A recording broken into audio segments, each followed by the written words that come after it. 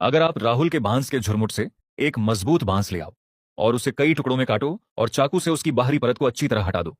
और बांस को कीड़ों और फफूंदी से बचाने के लिए तुम उन बांस के टुकड़ों को एक तालाब में लगभग 1 महीने तक भिगो कर रखो, जिससे बांस अधिक मजबूत और लचीला हो जाए।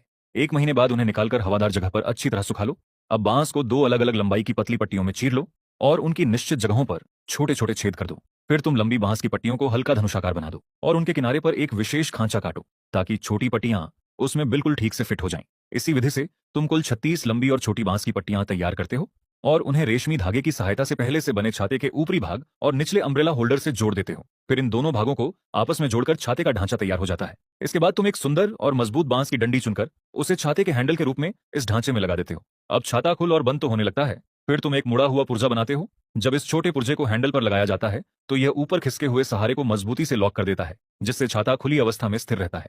इसके बाद तुम इस पर विशेष तेल कागज को सावधानी से छाते के ढांचे पर चिपका देते हो और अंत में उसकी सतह पर तुम के तेल की कई परतें लगाते हो, जिससे छाता चिकना, चमकदार और पूरी तरह वाटरप्रूफ बन जाता है। बधाई हो, इस प्रकार तुमने सफलतापूर्वक ऑयल पेपर अम्ब्रेला बना लिया है।